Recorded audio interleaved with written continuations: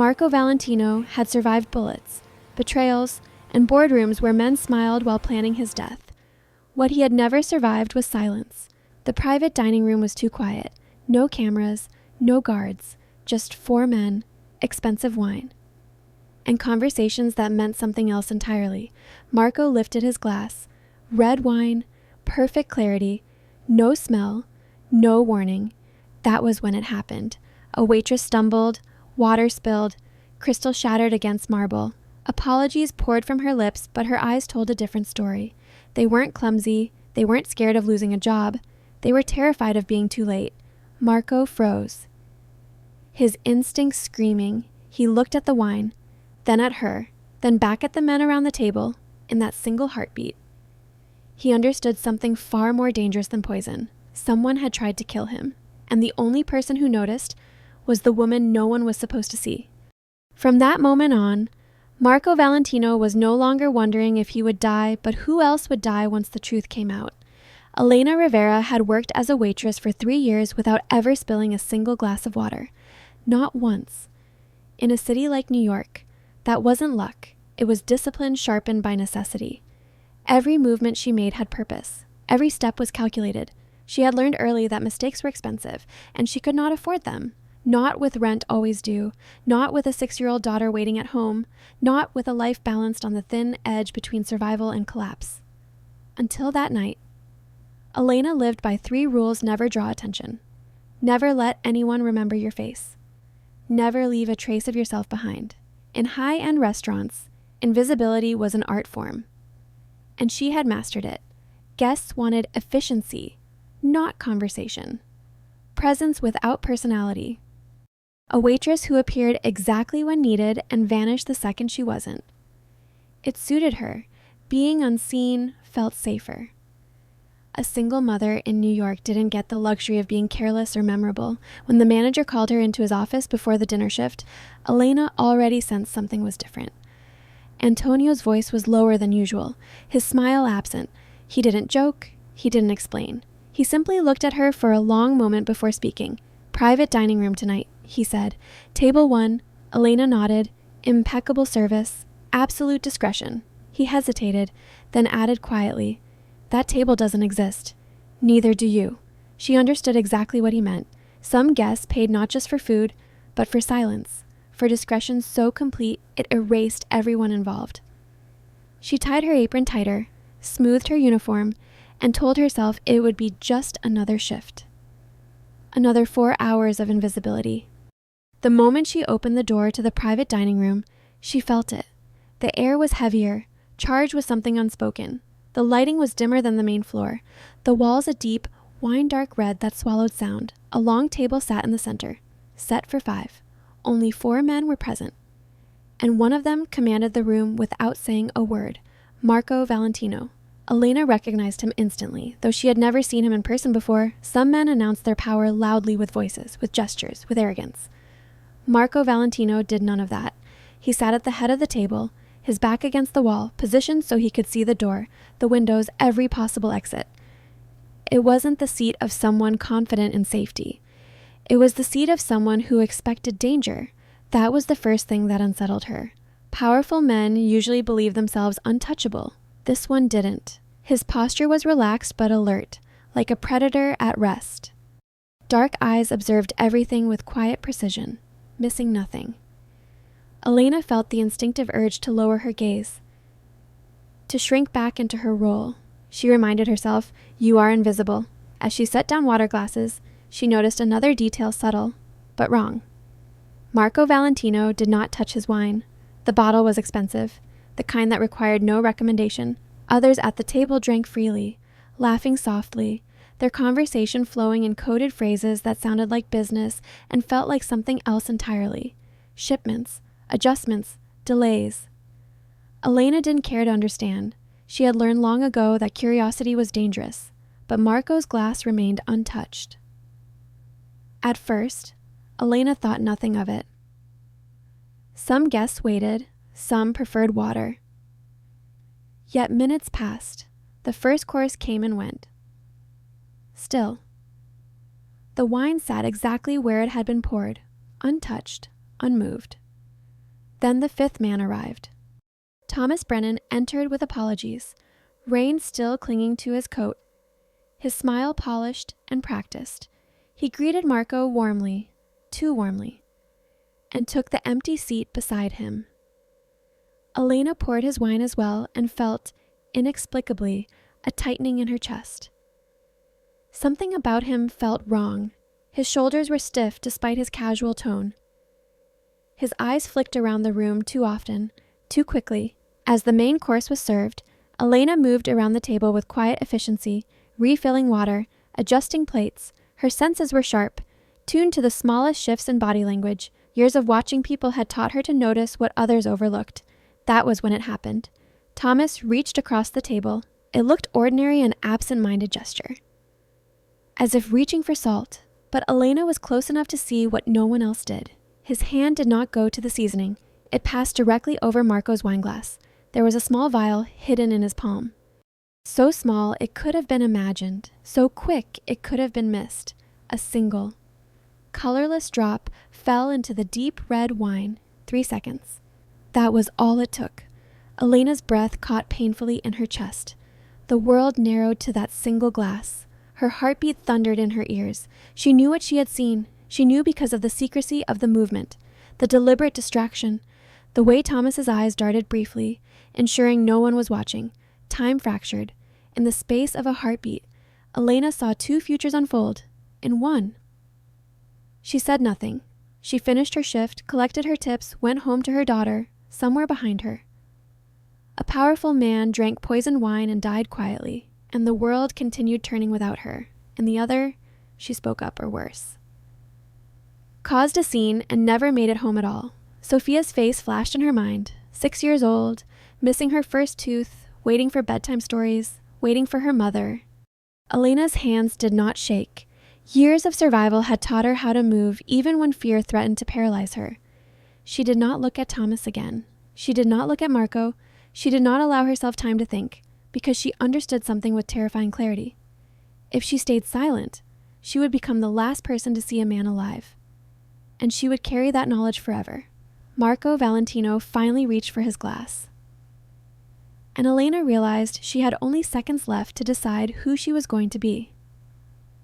Thomas Brennan entered the private dining room wearing a flawless smile, the kind designed to disarm suspicion before it ever had time to form. He apologized smoothly, blaming traffic on the FDR, his voice warm and familiar as if lateness were an inconvenience rather than a disruption.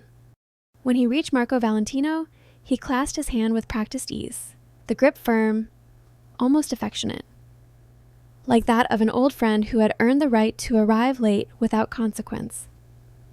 Laughter followed, brief and polite, and the table seemed to accept him without question. To anyone else, the moment passed exactly as it should have. To Elena, it felt wrong from the first second. She noticed the tension in Thomas's shoulders when he sat down, the way his spine never quite relaxed against the chair.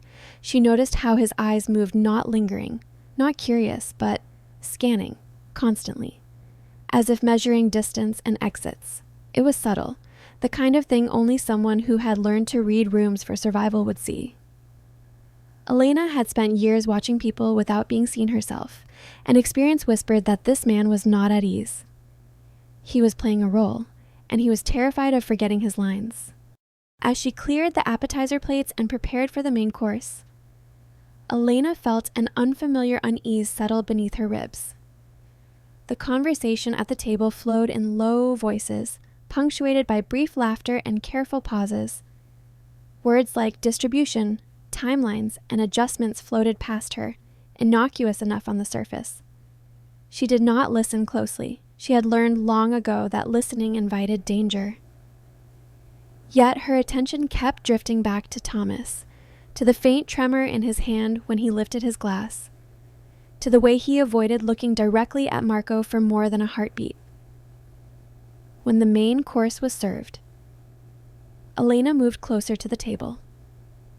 Her tray balanced perfectly, her posture calm. Years of training had taught her how to disappear even when standing inches away. She placed plates down quietly, her eyes lowered, her presence barely registered. That was when she saw everything. 3 seconds. Thomas leaned forward as if reaching for the salt. His movement was casual, almost lazy, the kind of unconscious gesture men made mid-conversation.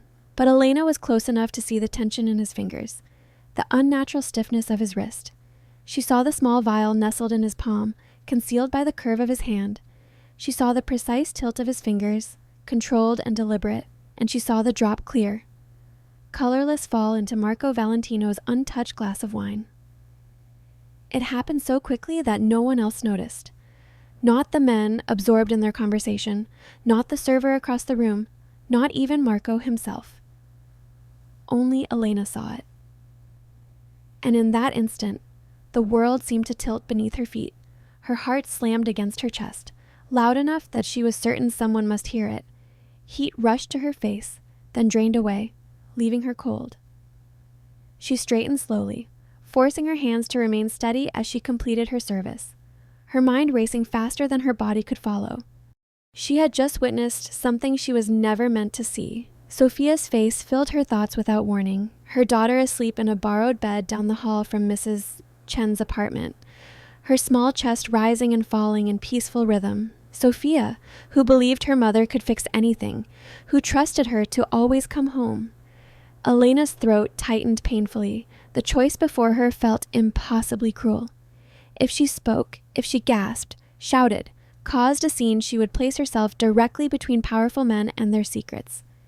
She did not need to understand their world to know what that meant. People who saw too much disappeared. People who interfered did not get second chances. She might not make it home. She might never tuck Sophia into bed again.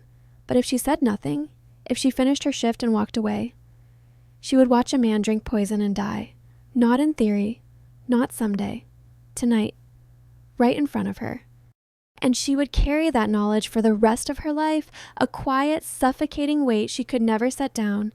Her breath came shallow as she stepped back from the table. She forced herself to keep moving, to appear normal, to continue refilling water glasses as if nothing had happened.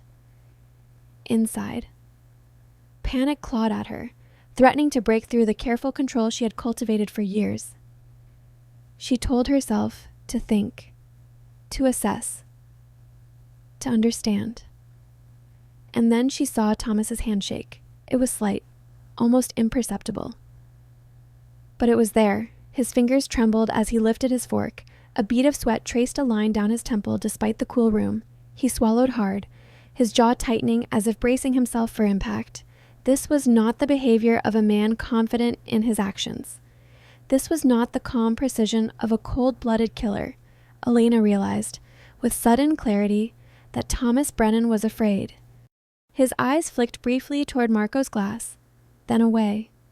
As if he could not bear to look at it for too long, his shoulders remained tense, his breathing shallow. Whatever he had just done, it was not something he wanted to do. He was not savoring it. He was enduring it. That understanding shifted something inside Elena. This was not a simple act of betrayal born of greed or ambition. This was desperation, coercion, fear. Thomas was not acting alone. He was following orders, trapped by something stronger than loyalty or friendship. And that meant the danger did not end with him. Elena felt a strange, unwelcome empathy stir within her. She did not excuse his actions. A poisoned glass was still a poisoned glass. But recognizing his fear made the situation infinitely more complex. If Thomas was being forced, then the true threat sat somewhere else, unseen, watching and waiting. Marco Valentino reached for his wine, time compressed into a single, unbearable moment. Elena's pulse roared in her ears. She did not think. She did not weigh consequences. She did not calculate outcomes. The decision came faster than fear, driven by instinct and something deeper, something rooted in the memory of being helpless once, of wishing someone had intervened when it mattered. She moved. Her body acted before her mind caught up, pivoting smoothly back toward the table, her elbow angled just enough, her step misjudged by a fraction. The tray shifted. The sound of shattering glass cut through the room. Water splashed across expensive fabric, across polished wood, across the carefully constructed illusion of control. Gasps followed. Chairs scraped back. Elena's voice rose automatically in apology, soft and breathless, perfectly convincing. "I'm so sorry," she said, her hands already reaching for napkins, her head bowed in contrition. But beneath the practiced words, beneath the professional regret, her heart pounded with the knowledge of what she had just done. She had crossed a line. And as she knelt to clean the spill, she felt Marco Valentino's gaze settle on her with a weight that made her skin prickle. She did not look up. She did not dare. But she knew, with a certainty that sent a shiver through her spine, that something fundamental had shifted in that room. Thomas Brennan sat frozen, his face pale, his fear now unmistakable. And Elena understood that this was no longer just about a glass of wine. It was about what happened next. Elena spilled the glass of water. It happened in a single, fluid motion. So seamless, it could have fooled anyone who wasn't looking closely. Her elbow brushed the stem just enough. Her balance shifted by a fraction. And the glass tipped, its contents cascading across the table and onto Marco Valentino's lap. Ice clattered against porcelain. Crystal shattered against marble. The sound rang too loud in the hushed room, slicing cleanly through the carefully controlled murmur of conversation. Elena gasped, breath catching convincingly, already reaching for napkins as if panic had seized her. To the men at the table. It looked like an unfortunate mistake. To Elena, it felt like stepping off a cliff. Marco stood abruptly. The cold shock of water darkening the front of his tailored suit. A few of the men laughed short, awkward bursts meant to ease the tension, to pretend this was nothing more than an occupational hazard. One of them clapped Marco lightly on the shoulder, offering a joke. Another waved dismissively as if to say, accidents happened. The room exhaled. Grateful for normalcy, everyone laughed. Everyone except Marco. He didn't smile. He didn't curse. He didn't even brush the water away right away. Instead, his gaze locked onto Elena with unsettling intensity. She felt it like a physical touch, a steady pressure that made her skin prickle, slowly, deliberately.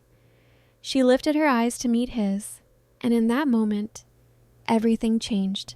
Marco Valentino had seen fear before raw, desperate fear worn openly by men who knew they were about to die. He had seen manufactured panic, the kind people displayed when they wanted sympathy or forgiveness. But what he saw in Elena's eyes was neither of those things. It wasn't embarrassment. It wasn't worry about losing her job. It was real, restrained terror, sharpened by urgency and the fear of someone who knew exactly what was at stake and had acted anyway.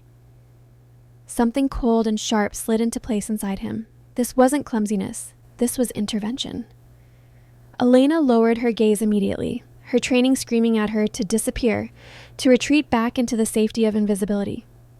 She apologized again, voice steady despite the thunder of her pulse, promising clean linens, a replacement drink, anything he needed. Marco nodded once, curtly, as if accepting her words at face value, but his eyes never left her. As she hurried away to fetch fresh towels and a new glass of wine, his mind raced faster than his heartbeat. The glass, the way it had remained untouched all evening. The timing of the spill, the look on her face. Marco glanced, almost imperceptibly, at Thomas Brennan.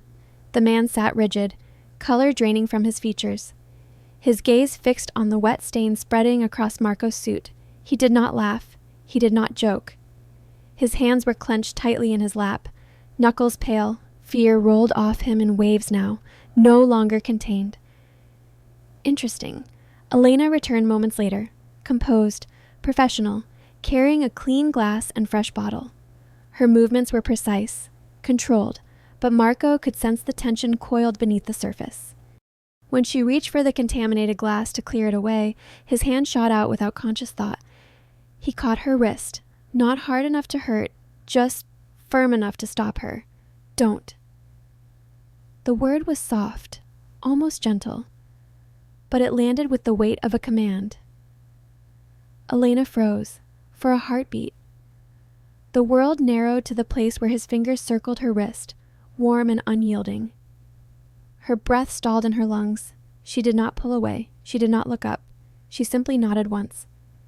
A tiny motion that acknowledged she understood. Slowly, she released the glass and stepped back. No one else noticed the exchange. To the table. It looked like a minor correction. An absent-minded gesture from a man irritated by spilled water, but to Thomas Brennan, it was catastrophic. His eyes flicked to the untouched glass Marco had nudged slightly away, then back to Marco's face. The color drained completely from his skin. A thin sheen of sweat broke across his brow. Whatever fragile hope he had clung to that the act would go unnoticed, that the night would end cleanly evaporated in an instant, Marco knew, or at least, he suspected, and suspicion, in Marco's world, was often enough to sign a death warrant. Marco seated himself again, composed once more, brushing imaginary dust from his sleeve as if nothing had happened. Conversation resumed, cautiously at first, then with forced enthusiasm. Someone ordered another bottle of wine, another toast was proposed, laughter returned, louder now, a little too loud. The dinner continued, but it had lost its rhythm, its ease. Something invisible had cracked beneath the surface, and everyone felt it. Elena retreated to the edge of the room, her heart still racing. She focused on her breathing, on the familiar motions of service. On grounding herself in routine, she did not allow herself to look at Marco again. She didn't need to. She could feel his awareness like heat against her skin, steady and unrelenting. Marco watched her from across the table, cataloging every detail. The way she moved with quiet efficiency, the way she blended into the background with practiced ease. She was good at being unseen, too good. That kind of invisibility wasn't learned overnight. It was survival, and survival. Marco knew, left marks. He took a sip from the fresh glass of wine she had brought him, his expression neutral. It was safe. He knew that now. His gaze drifted once more to the original glass, still sitting exactly where he had pushed it aside, untouched, waiting. Thomas Brennan excused himself soon after, claiming sudden dizziness. He swayed slightly as he stood, his attempt at casualness transparent. No one stopped him. Marco merely inclined his head, granting permission with cool politeness. As Thomas disappeared toward the restroom, Marco felt a grim satisfaction settle in his chest. Fear made people sloppy. Fear made them reveal themselves. Elena watched Thomas go, a knot tightening in her stomach. She did not know what would happen next. She only knew that there was no turning back now. Whatever life she had before this night quiet, invisible. Carefully controlled, it had fractured the moment the glass shattered on the floor. As dessert was served and checks discreetly prepared, the tension lingered like a low hum beneath the table. The men spoke, ate, laughed, but their eyes were sharper now, their movements more cautious. Marco said little. He didn't need to. His silence spoke volumes. When the dinner finally drew to a close and chairs were pushed back, Elena moved automatically, clearing plates, offering polite smiles, her body moving on muscle memory alone. As the men gathered their coats, Marco rose last. He adjusted his cufflinks, smoothed his jacket, then paused. For just a moment, his eyes found Elena's again. There was no accusation in his gaze, no anger, only recognition. And something else, something quieter, more dangerous, respect. Elena felt it like a jolt, unexpected and disorienting.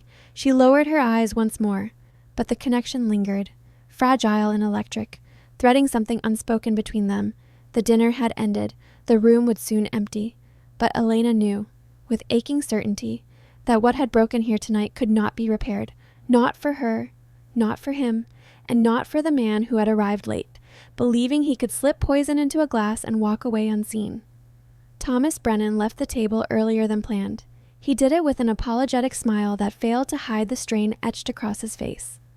One hand braced lightly against the back of a chair as if the room had begun to tilt.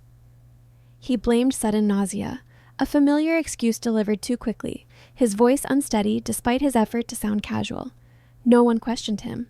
In that room, excuses were rarely challenged aloud. Marco merely inclined his head once, granting permission without comment. As Thomas disappeared down the corridor toward the restroom, the dinner resumed its fragile imitation of normalcy. Wine was poured again, a new topic was introduced, laughter returned, thinner this time, stretched taut over something sharp. Marco participated just enough to be polite. His expression composed, his posture relaxed. To anyone watching, he looked unbothered, Inwardly, he was counting minutes. It didn't take long. The sound reached them first harsh, unmistakable. Echoing faintly through the corridor, someone retched violently. A chair scraped against tile. A muffled curse followed, thick with panic. One of the men at the table shifted uncomfortably, glancing toward the hallway. Another frowned, lifting his glass halfway before setting it down again. Marco did not react. He continued cutting his food with steady precision, his movements unhurried, his thoughts razor sharp. Thomas Brennan was vomiting, whether from fear or poison. Marco didn't yet know, but he knew enough to remain silent. Silence, at moments like this, was more revealing than interrogation. A staff member hurried past moments later, face pale, whispering urgently into a phone. Thomas did not return to the table. The dinner ended shortly after. Its conclusion, inevitable and unspoken.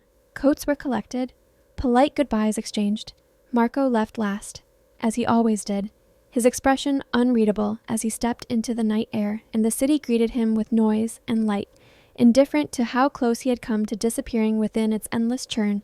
That night, Marco did not sleep. He sat in his office long after midnight, and the untouched glass of wine sealed carefully in a sterile container on his desk. He had ordered it preserved immediately, without explanation, his tone making questions unnecessary. His security team had moved swiftly, discreetly. No police, no hospitals. Thomas Brennan, he learned, had been treated for severe gastrointestinal distress and released into private care under watchful eyes. Marco stared at the container, the deep red liquid deceptively calm. He had always trusted his instincts. They had kept him alive when others had fallen. The choice of seat, the refusal to drink, the split-second pause before raising the glass, none of it had been accidental. But instincts were not evidence. They were warnings, not answers. He wanted answers. By morning, they came. The lab report arrived just after dawn, delivered by a man whose hands did not shake easily. This time, they did. Marco read the findings slowly, each line settling heavier than the last. The substance detected was rare, nearly undetectable when dissolved in alcohol, colorless, odorless, designed to induce cardiac arrest within minutes of ingestion, mimicking natural causes unless one knew precisely what to look for. Efficient, elegant, deadly. Marco exhaled sharply, a cold sensation creeping down his spine. If he had taken even a single sip from that glass, he would have been dead before help could arrive. No warning, no struggle, just collapse. Headlines would have spoken of stress, of heart failure, of a tragic but unsurprising end for a man who lived as he did. He closed his eyes briefly, the reality settling in with quiet force. He was alive because a waitress had spilled water, because a woman who had everything to lose had chosen to act. Marco leaned back in his chair, the weight of that realization pressing against his chest. He had survived betrayals before. He had rooted out enemies and dismantled conspiracies with calculated precision. But this was different, and the danger had been inches from his lips, invisible, almost successful. And the person who had stopped it was someone no one would ever think to thank, someone trained to disappear, Elena Rivera. He said her name aloud once, testing the sound of it. The file his head of security placed before him moments later was thin, too thin.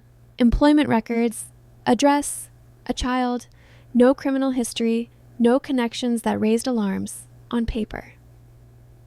She was exactly what she appeared to be, a waitress struggling to survive in an unforgiving city. And yet she had noticed what seasoned men at the table had missed. She had recognized danger faster than any of them. Marco did not summon Thomas Brennan. That surprised his team. There would be time for interrogations, for extracting confessions, for tracing the chain that had led to a poisoned glass. Marco understood that network well enough to know it would not unravel in a single night. Rushing would only alert those who still believed themselves hidden.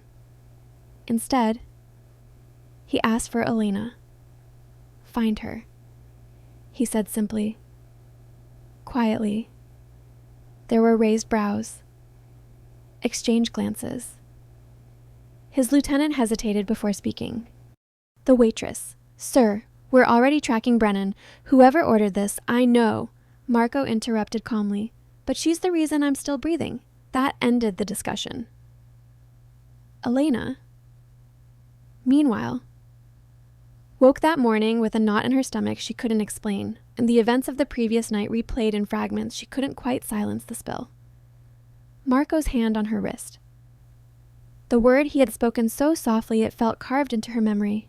Don't. She moved through her small apartment on autopilot, preparing breakfast for Sophia, forcing a smile she didn't fully feel. The city outside carried on as usual, unaware that its balance had shifted, however slightly. Elena tried to convince herself it was over, that she had done her part and escaped unnoticed, just as she always did. But some instincts were impossible to ignore. She felt watched not in a physical sense. Not yet, but in the way one felt when standing too close to the edge of something vast and dangerous. Back in his office, Marco stared once more at the lab report before placing it carefully into a drawer. His reflection in the darkened window looked older than it had the night before. Sharper somehow, as if the near miss had stripped away a layer of illusion. He was not invincible. He had never been, but someone had decided he was worth saving. And that changed everything. He straightened, decision made. His mind already several steps ahead. The traitor could wait. The conspiracy would reveal itself in time. For now. Marco Valentino wanted to look into the eyes of the woman who had seen his death coming and chosen to stop it. Not to threaten her, not to test her, but to understand her. Because in his world, loyalty bought with fear was common, courage born of compassion was not. And that made Elena Rivera far more dangerous and far more important than anyone realized. Marco chose the cafe carefully.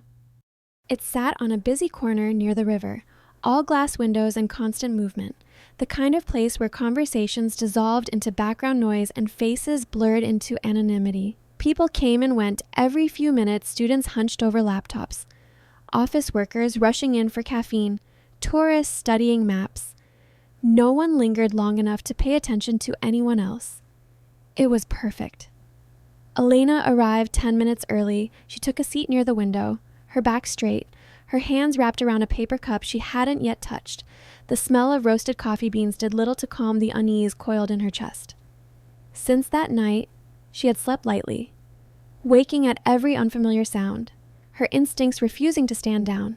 When she had received the message, polite, brief, impossible to ignore, she had known pretending this was over would no longer work. Marco Valentino arrived exactly on time. He entered without entourage, without spectacle, dressed simply in a dark coat that blended easily into the crowd. No one looked twice at him. He ordered a coffee, paid in cash, then approached her table as if they were old acquaintances meeting by coincidence. "Miss Rivera," he said quietly, taking the seat across from her without asking. "Thank you for coming." Elena's fingers tightened around her cup. She did not return his greeting. "I don't know why I'm here," she replied evenly. "You have the wrong person." Marco studied her for a moment, his expression unreadable, up close. He looked different than he had in the restaurant, less imposing. Perhaps, but no less dangerous. There was a stillness to him that suggested control earned through experience rather than force. "You spilled water," he said calmly. Elena's jaw tightened. "That happens sometimes." "At precisely the moment my glass was within inches of my mouth," Marco continued, unbothered by her dismissal. "After avoiding it all evening? After the man who arrived late reached across the table, after you looked at that glass the way people look at loaded guns." Her gaze snapped to his, sharp and involuntary. "I saw your hands," he went on softly, "and they didn't shake. Not when the glass fell, not when it shattered, and they shook afterward. And when you thought no one was watching, silence stretched between them, filled with the hum of conversation and the hiss of the espresso machine." Elena felt as though the walls were closing in despite the openness of the space. "I was just doing my job," she said at last, her voice controlled. "I made a mistake."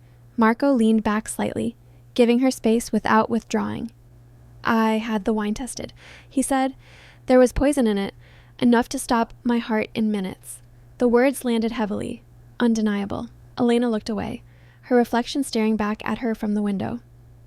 "I don't know anything about that," she murmured. "You don't have to," Marco replied. "You only had to see it." She laughed softly, a brittle sound. You think I'd risk my life over a stranger? I think you already did." Her silence confirmed more than any confession could have. Marco watched her closely, noting the way her shoulders sagged just a fraction. The exhaustion etched into the lines around her eyes. This was not a woman hungry for recognition or reward. This was someone who had acted because not acting had been impossible. "I'm not here to threaten you," Marco said, lowering his voice. "If I wanted to scare you, you wouldn't be sitting in a cafe right now." Elena's eyes flicked back to him, searching his face for deception. "Then why am I here?" "Because whoever poisoned that glass hasn't finished," he replied simply. "And you noticed things no one else did." She shook her head immediately. "I can't help you. I don't belong in your world." Marco nodded once, acknowledging the truth in her words. "You're right. You don't, and I won't force you into it." That surprised her. He leaned forward slightly, resting his forearms on the table. "But I'm asking," he said, "as a favor, as repayment for a life I still have because of you." Elena felt something twist uncomfortably in her chest. "You don't owe me anything." "I do," Marco replied quietly, "and so does the man who ordered my death." Her heart pounded harder. "I have a child, I know." The admission sent a chill through her, but Marco raised a hand gently before she could react. "She's safe," he said. "I made sure of that before I contacted you." That should have terrified her. Instead, it steadied her. This man did not move without considering consequences. "I'm not asking you to confront anyone," Marco continued. "I'm not asking you to put yourself in danger. I'm asking you to remember, to tell me what you saw, what you felt, to trust me the way I trusted you not to clear that glass."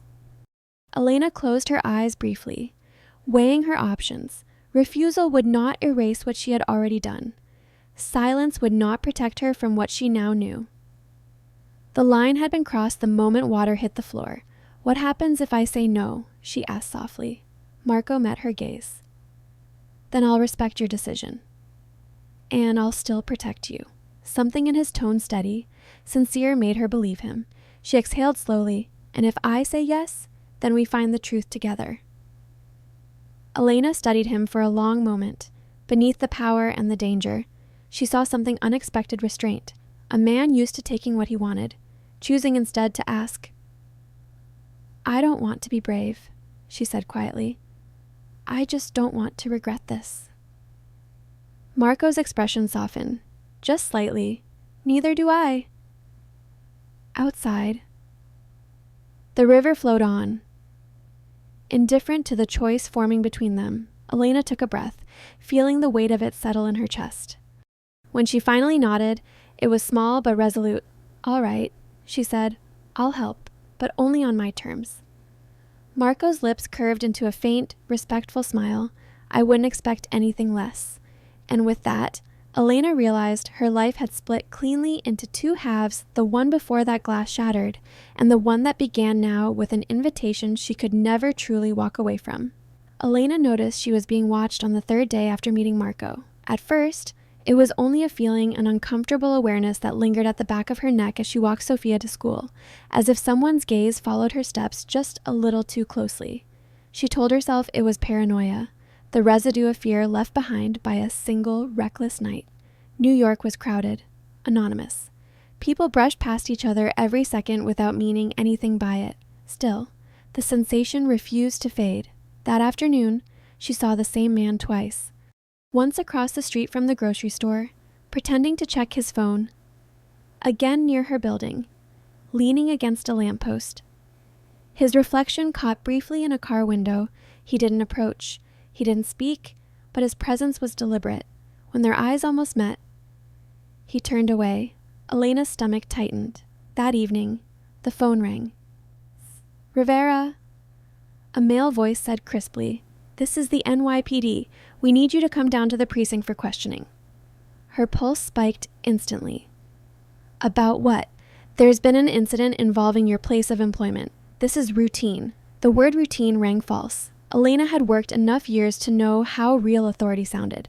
This voice lacked weight, lacked the weary impatience of someone who had repeated the same line 1,000 times. Still, fear crept in. "Which precinct?" she asked carefully. A pause. Too long. "Madam, we don't have time." She hung up. Her hands were trembling now.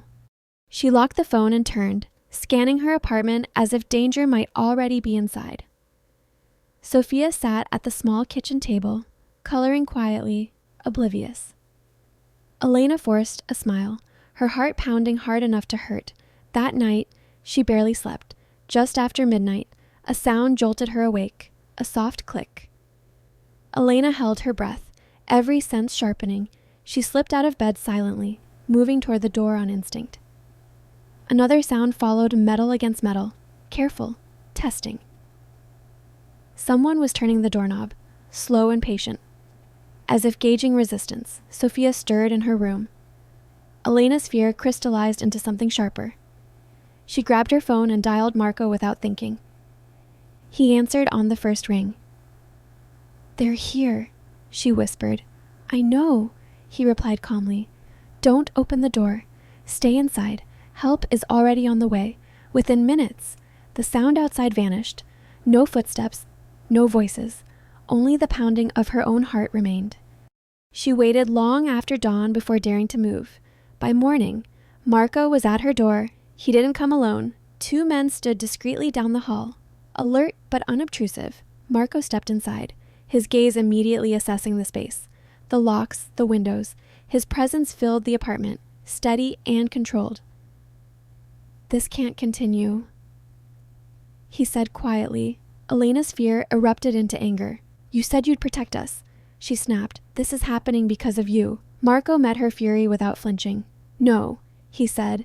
"This is happening because you saw something they didn't expect you to see." Sophia clung to Elena's leg, eyes wide. Marco crouched slightly, lowering himself to the child's level. "You're safe," he said gently. "Both of you. But not here. I'm not running." Elena shot back. "You don't get to decide where we live." Marco straightened. "I'm not asking you to run. I'm asking you to stay alive." She shook her head, tears threatening now. "You're controlling my life." His voice remained even, but his words cut cleanly. "If I don't, they will." Silence followed, heavy and suffocating. Elena looked at Sophia, at the fear she couldn't hide anymore, and something inside her cracked. She hated how right he was. Within an hour, they were gone. Marco's safe house was nothing like Elena expected. No luxury, no excess. Just quiet. Clean rooms and windows that let in soft light. Security was present but subtle. Sophia was given a room with a view of the river. Elena stood in the doorway, numb, watching her daughter explore a space that was not theirs. Later, as night settled again, Elena confronted Marco in the living room.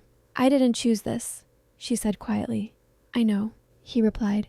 "You dragged us into your war?" "No," Marco said. Meeting her gaze, "You stepped into it the moment you refused to look away." Her anger faltered, tangled with something else, an awareness of how carefully he had moved, how quickly he had responded, how deeply he had considered her child's safety before anything else. "I won't let them touch you," Marco said. "That's a promise." Elena looked at him then, really looked at him, not the powerful man whispered about in rumors, but the one standing in front of her, now controlled, restrained, carrying a burden she could sense but not yet name. For the first time, she understood that the danger was no longer just knocking. It had already crossed the threshold. The safe house was quiet in a way Elena wasn't used to. Not the comforting quiet of sleep, but the kind that pressed against the ears, demanding attention. Security lights hummed softly beyond the windows. Somewhere down the hall, Sophia's breathing rose and fell in a steady rhythm. Elena sat on the edge of the bed long after night had settled, staring at nothing, her thoughts circling the same memory again and again. The dinner table, the glasses, the hands. Marco had given her space since bringing them there. He hadn't questioned her relentlessly, hadn't demanded answers. Instead, he waited. And that, more than pressure ever could, made Elena restless because waiting meant he believed there was more to know. She closed her eyes and let herself go back, not to the fear, not to the sound of glass breaking, but to the details, the small things her mind had shoved aside in the chaos. She had learned, through years of surviving things she never spoke about, that truth often hid in fragments people dismissed as irrelevant. She remembered the seating, Marco at the head, back to the wall, Thomas beside him, 2 others across the table. But there had been another presence that night, someone who hadn't spoken, hadn't been introduced. The other waitress, young, quiet, assigned to assist with the wine service. She had hovered near the wall most of the evening, stepping in only when needed, eyes downcast, movements careful. At the time, Elena hadn't thought much of her. She had been focused on the men, on the danger unfolding in front of her. Now, the memory sharpened. The girl's hands, they had trembled not when pouring wine, but afterward, when she thought no one was looking. Elena remembered the faint flush on her face, the way she avoided eye contact with Thomas, the way she flinched when one of the men raised his voice slightly in laughter. Elena's stomach tightened. She rose quietly and went to Marco's study. He was there, reviewing documents, his posture rigid with concentration. He looked up as she entered, surprise flickering briefly across his face. "You remembered something," he said. It wasn't a question. Elena nodded, taking a breath to steady herself. There was someone else at the table. Marco frowned slightly. Security reviewed the room. No one suspicious. "I don't mean a guest," Elena said softly. "A waitress. Younger than me, she assisted with the wine." Marco's gaze sharpened. "Go on. She wasn't just serving." Elena continued. "She was watching. Not the men. Me and Thomas. And the glasses." Silence stretched between them as Marco processed this. "Why wouldn't my people catch that?" "Because you weren't looking for her," Elena replied. "Neither was I. At first," she moved closer, her voice lowering. She handed Thomas the bottle. He didn't reach for it himself. She placed it where he could access it. Marco felt something shift uneasily in his chest. "You're saying she was involved." "I'm saying she knew," Elena corrected gently. "And knowing was enough." Marco leaned back slowly. Disbelief etched into his expression. "You're suggesting a waitress helped orchestrate an assassination." Elena met his gaze without hesitation. "I'm saying someone used her." She hesitated, then added quietly, "The way people like us get used." Marco stilled. Elena saw the flicker of realization cross his face. Not agreement yet, but recognition. He had spent his life navigating power plays among men like himself. He knew leverage, threats, debts. But he had never learned to read the silent language of fear worn by women who had learned to survive without being heard. She was scared, Elena continued, not of getting fired, of someone watching her every move. "I've worn that fear before." Marco's voice was low. "How would you know?" Elena swallowed. The past rose up, unwelcome but insistent. "Because once," she said carefully, "I did what I was told because I believed refusing would hurt someone I loved." Marco said nothing. "That girl didn't choose this," Elena went on. "She was placed there on purpose, close enough to control the glass, invisible enough that no one would question her." Marco stood abruptly, pacing once before stopping in front of her. His mind raced, connections forming rapidly, a secondary operative, a disposable one, someone beneath suspicion, someone no one would interrogate too closely. "Find her," he said sharply into his phone moments later, and the assistant server from Castellanos, quietly, "And don't scare her." He ended the call and turned back to Elena. His expression altered, something heavier behind his eyes. "If you're right, I am," Elena said softly. "Because she wasn't watching you, she was watching Thomas. Waiting. Waiting for what? For confirmation, for compliance, for the moment it was done." Marco felt a cold, unfamiliar sensation creep into his chest. Not fear, but something closer to shame. He had been hunting for traitors among his equals, never considering the possibility that the most crucial piece of the puzzle would come from someone his world barely acknowledged.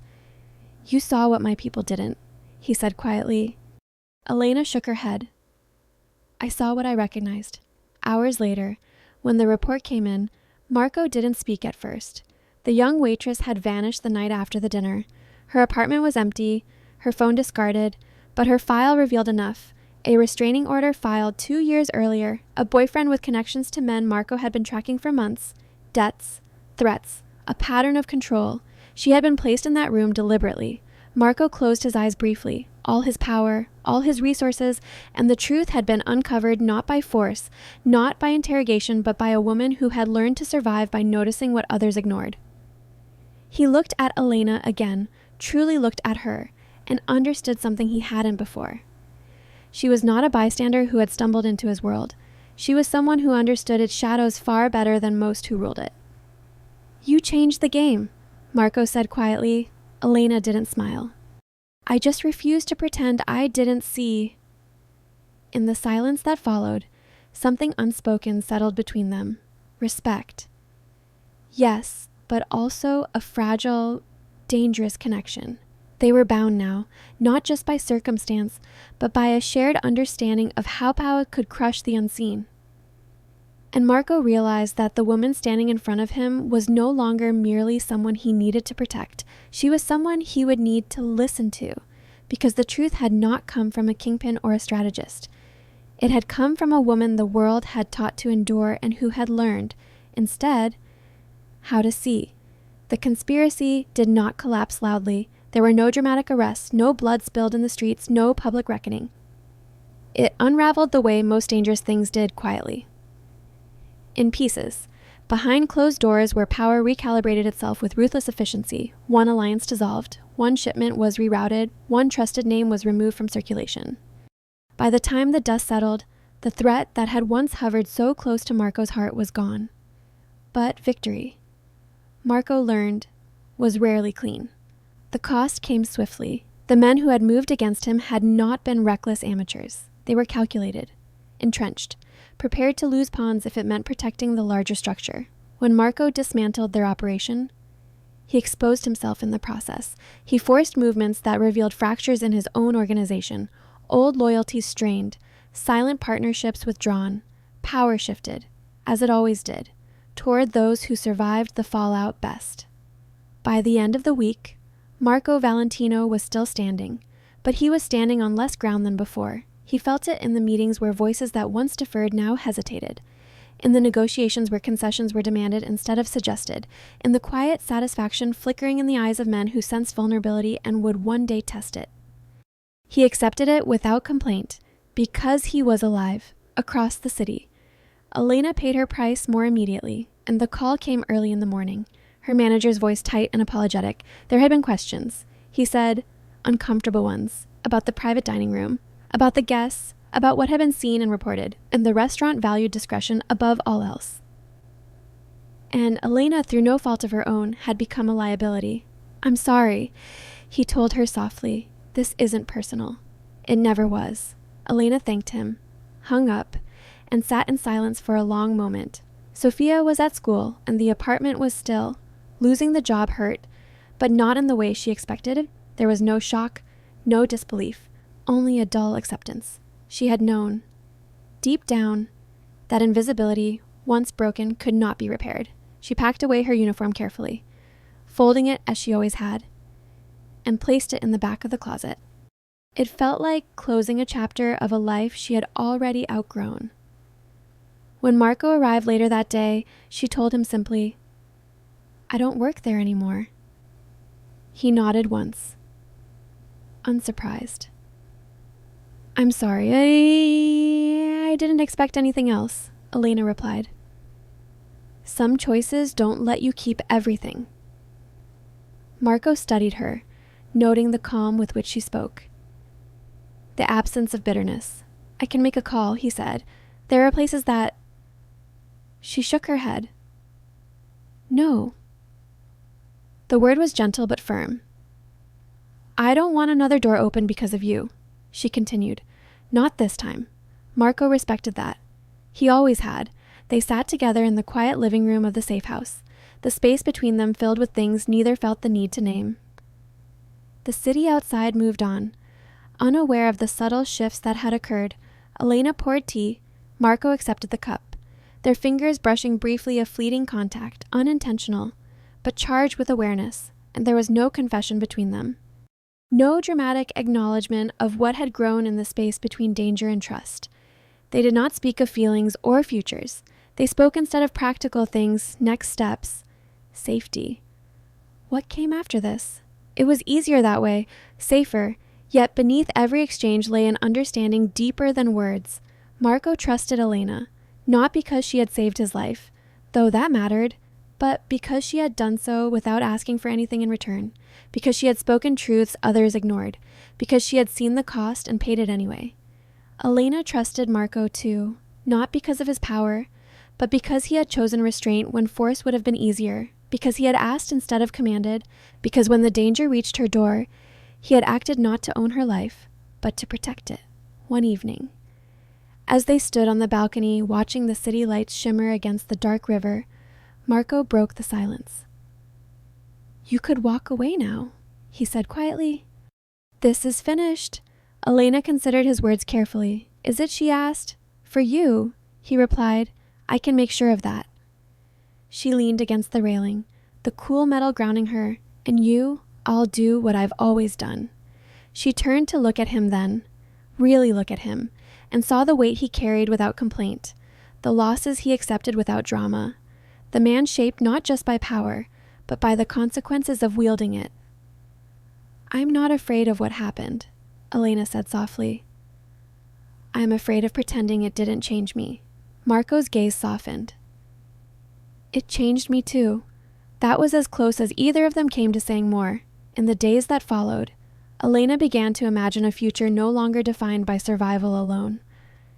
It was frightening and unfamiliar. Marco began restructuring his world, adapting to the shifts in power, recalibrating alliances with the same precision that had kept him alive for years. They did not promise each other anything. But when Elena left the safe house each morning, she knew she would return to safety. When Marco entered rooms where trust was a currency easily spent, he carried with him the knowledge that someone saw him not as a king or a target, but as a man who had lived because she refused to look away. That was the price they had paid, and it was one they accepted without regret. The city began to feel different once the danger receded. Not safer, New York was never truly safe, but quieter in a way Elena hadn't noticed before. As if the constant tension she had carried for years had finally loosened its grip. Mornings no longer began with the instinctive scan for threats. Nights no longer ended with the certainty that something could go wrong at any moment, for the first time in a long while. Elena had space to think beyond survival. It was in that fragile calm that Marco made his offer. They were sitting in a small park near the river, Sophia laughing nearby as she chased pigeons across the pavement. The late afternoon sun painted everything in warm gold, a deceptive softness that made the world feel temporarily kind. Marco watched the child with an expression Elena had learned to recognize: quiet attentiveness, edged with something protective. "You once mentioned wanting to study nursing," he said casually, as if discussing the weather. Before life intervened, Elena stilled. She hadn't realized he remembered that detail. "I did," she admitted, "a long time ago. It doesn't have to stay in the past." Marco said, "I can cover the tuition. Living expenses too. No conditions." She turned to face him fully, her heart tightening. "No conditions," she repeated. "None." He replied evenly, "Consider it a future you earned." Elena looked away, her gaze following Sophia's movements. The offer was generous beyond measure, transformative. It would mean stability, opportunity, a chance to build a life that wasn't defined by fear or scarcity. Every practical part of her understood what he was giving her, but another part resisted fiercely. "I can't," she said quietly. Marco frowned slightly. "Why not?" "Because I don't want to owe you my life twice," Elena replied. Her voice was calm, but the truth beneath it was raw. "I don't want to wake up every day wondering how I'm supposed to repay you." Marco studied her, something unreadable passing through his eyes. "You don't owe me anything. That's easy for you to say." She answered softly. "You live in a world where debts are currency, where nothing is ever free." He didn't deny it. Elena drew a slow breath. "If I accept this, it won't just be money. It will be obligation, expectations. Even if you never voice them." Marco leaned back slightly. Considering her words, he had been offered loyalty before, had bought it countless times. He had never thought of generosity as a burden. "You think I'd hold it over you," he said. "I think you wouldn't mean to," Elena replied. "And that's what scares me." Sophia ran back toward them, breathless and smiling. Before darting off again, Marco waited until she was out of earshot.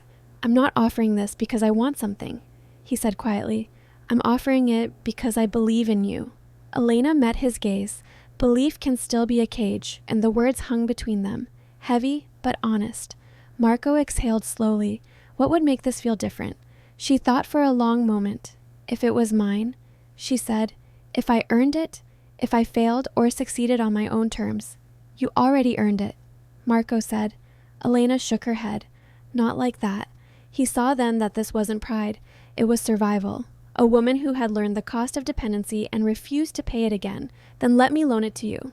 Marco offered, you can pay it back. Slowly. On your schedule. She almost smiled at his persistence. Almost. That just changes the shape of the debt. Marco fell silent. For the first time since they had met, there was distance between them, not emotional, but directional. Two paths stretching forward, both valid, both uncertain. He wanted to open doors for her. She wanted to know she could walk through them alone. I don't want you to disappear, Marco said quietly. I'm not disappearing, Elena replied. I'm choosing. The wind carried the sound of the river between them, steady and indifferent. Marco watched her, realizing that the thing he admired most about her, the refusal to be owned by circumstance, was the very thing preventing her from accepting his help. I'll find my way, Elena continued. If I become a nurse, it will be because I made it happen, not because someone powerful decided I deserved it. Marco nodded slowly, and if the way is harder, she met his gaze, steady and unflinching. Then it will be mine. He respected that more than he wanted to admit. As the sun dipped lower, casting long shadows across the park, they sat together without speaking, the space between them filled with understanding rather than tension. There was affection there, undeniable, but also restraint, a mutual recognition that caring for someone sometimes meant stepping back. Two paths lay before them. Neither knew yet where they would lead, but both understood that whatever came next would be shaped not by obligation, but by choice. The lecture hall smelled faintly of disinfectant and new books. Elena paused just inside the doorway, her fingers tightening around the strap of her bag as she took it in the rows of seats. The low murmur of voices, the whiteboard already filled with neat handwriting. This was not a place of whispered deals or hidden dangers. No one here measured power in silence or watched exits with trained instinct. Here, people came to learn how to save lives. For a moment, doubt brushed against her resolve. She was older than most of the students filing past her. Her path here had not been straight, nor easy. But as she stepped forward, the sound of her own footsteps grounding her, she felt something settle inside her chest. She belonged here because she had chosen to be here. Elena found a seat near the middle and sat down, smoothing her notes as if order on paper could steady the rush of emotion beneath her calm exterior. She told herself not to look back. There was no reason to, and yet, she did. At the very back of the lecture hall, partially obscured by shadow and distance, Marco stood quietly, his presence understated but unmistakable to her now. He had chosen the last row deliberately, where no one would notice him, where he could leave without drawing attention. Dressed simply, hands folded in front of him, he looked like any other observer passing through. Their eyes met for a fraction of a second.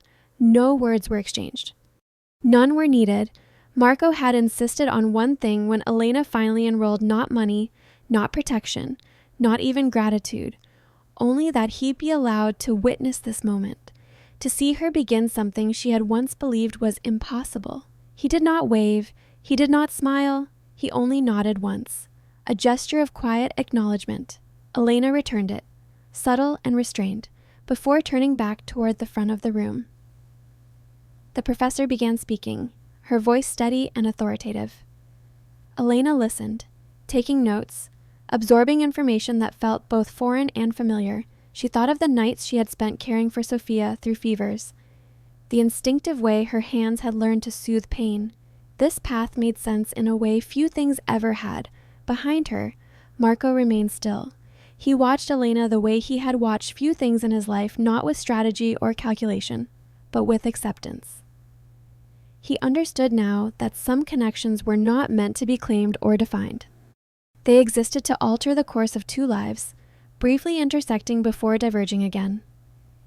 He thought of the night he had almost died, of the glass he had never lifted, of the woman who had refused to look away. He had built an empire on control, yet the moment that changed everything had come from surrendering it. Elena felt a strange, gentle ache as the lecture continued, an awareness of something both ending and beginning. She knew, without turning around again, that Marco would not be there when class ended. He would slip away quietly, just as he had entered. That was the way it had to be. They did not belong to each other. Their worlds were too different, their paths shaped by forces that could not be reconciled without cost. Love, if named, would have demanded sacrifices neither was willing to ask of the other, and yet, what they shared was no less real for remaining unspoken. They had seen each other. Not as roles or functions, not as power or protection, but as people standing at the edge of change. Marco had seen Elena's courage before she recognized it herself. Elena had seen Marco's vulnerability beneath the armor of control.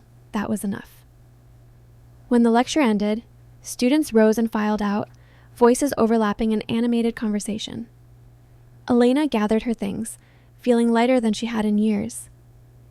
As she stepped into the hallway, she did not look for Marco. She didn't need to. Across the city, Marco returned to his world, to negotiations and guarded rooms and decisions that carried weight. But something fundamental had shifted. He no longer believed that power was the only thing that saved lives. He carried with him the knowledge that sometimes salvation came from those the world refused to notice. And Elena, walking down the corridor toward her next class, carried something just as enduring. She carried the certainty that she had been seen, truly seen, at a moment when it mattered most, that her quiet strength had altered the fate of a man who would never forget her. Even as their lives moved forward on separate roads, their story did not end with a promise. It ended with transformation. Two lives changed forever, not by possession or sacrifice, but by a single, courageous choice to act and the quiet, lasting bond forged in its wake.